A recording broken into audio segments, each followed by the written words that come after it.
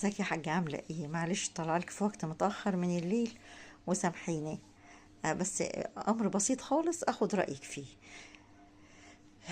معلش سامحيني.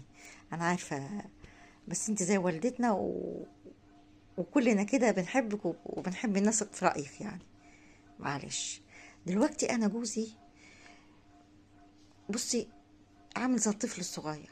لولا امشي وراه بكل شيء في الشقه، لولا يعني يقف قدام باب التلاجة مش عايز يقفله، يخش على الحمام ولا المطبخ يولع النور مش عايز يطفيه، لو جلع البنطلون او جلع فلين او جلع حاجة يرميها في الارض ويعدي عليها ولا كأنه شايف حاجة. لو قدامه كوباية المية ناوليني كوباية المية دي كأنه مش قادر وهي جنبيه. لو عيل عيط قوم يشوف العيل، ماليش دعوة بيه. يا حاجة، ده ينفع ده؟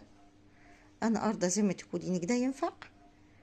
لو ينفع يعني قولي رايك زي بنتي، اعتبريني زي بنتك. لو ينفع انا موافقه عليه.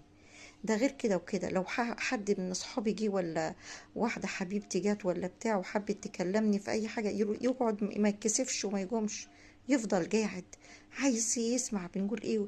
ابص له مهما ابص له ما يقومش. دي امور تفرس ولا مش تفرس؟